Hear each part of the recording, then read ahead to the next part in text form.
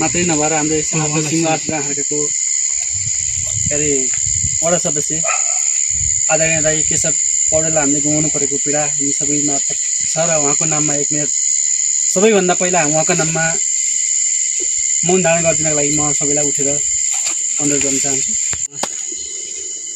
स्वागत मन्तव्य राखिदिनको लागि हाम्रो संस्थाका उपाध्यक्ष रुद्र विकासलाई म अनुरोध गर्न चाहन्छु। सबैलाई स्वागत गरिदिनु।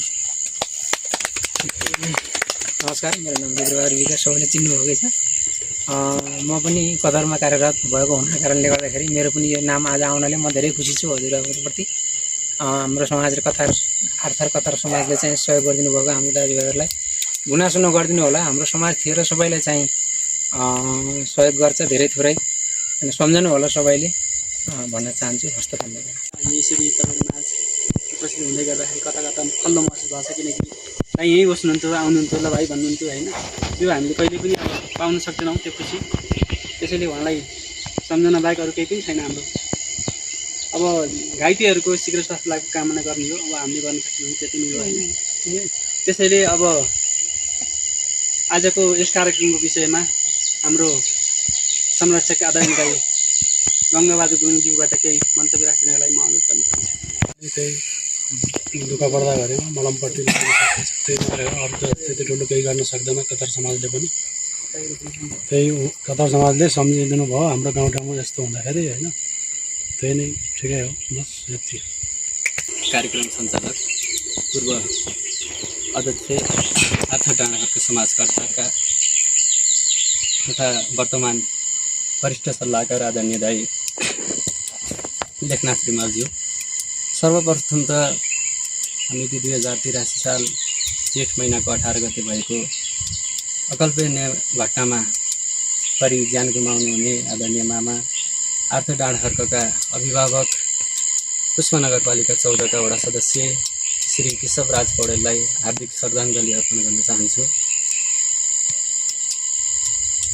दुर्घटनामा परि घाइते हुनुभएका चालक प्रिय भाइ समीर पौडेल र आदरणीय मामा राजेन्द्र पौडेलज्यूलाई पनि म शीघ्र स्वास्थ्य लाभको कामना गर्न चाहन्छु। यो विशेष सहयोगका लागि आर्थ डाँडाखर्क समाज कतारका अध्यक्ष राजु जोशी लगायत सम्पूर्ण कार्य समितिलाई म हार्दिक धन्यवाद व्यक्त गर्न चाहन्छु।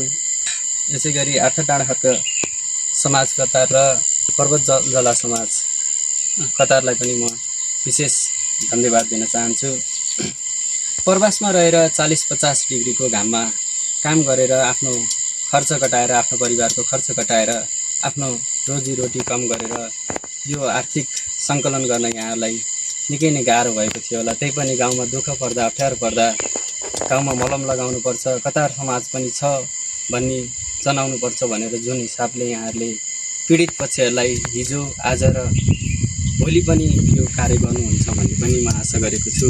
यो विशेष सहयोगको लागि कतार समाज र पर्वत जलजला समाज कतारलाई विशेष धन्यवाद दिँदै, नहुने घटना थियो भयो, अब यो घटनालाई बिर्सेर भाइ समीर पौडेललाई पनि म आफ्नो कर्मलाई निरन्तरता दिन पनि आग्रह गर्दै आगामी दिनमा पनि कतार समाजले यस्तै खालको कार्यक्रम गर्नुहुनेछ भन्ने आशा गर्दै मेरो केही भनाइहरू यहीँ पनि हुन्छ। हस्त धन्यवाद।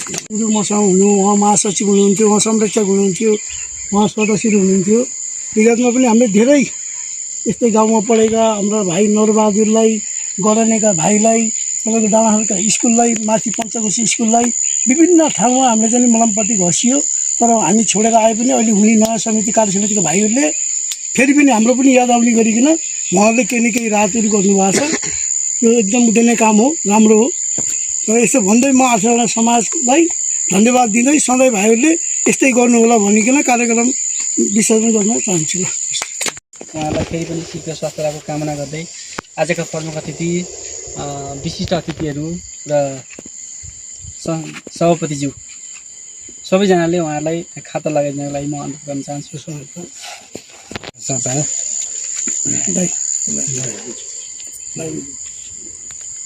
अरू पनि भेजा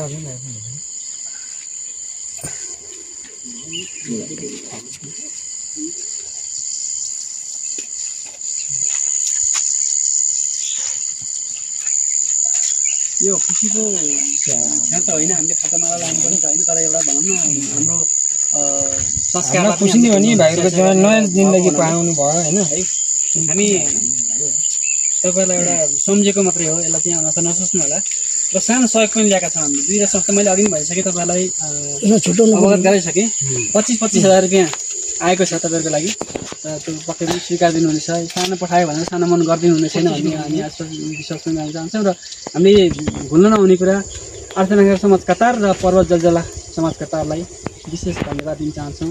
यो ठाउँमा तपाईँहरूले सम्झिनु भयो र हामी यसरी आएर घाइते पीडितहरूलाई हामीले सानो मलमपट्टि गर्ने एउटा वातावरण प्राप्त भयो तपाईँहरूलाई, र यहाँहरूको तर्फबाट विशेष धन्यवाद दिन चाहन्छु।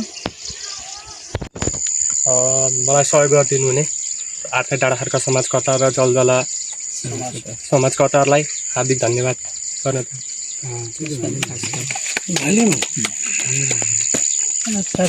कतार समाज र जलजला कतार समाजलाई घाउपट्टि मलम गरिदिनु भएकोमा धन्यवाद टक्राउँछु।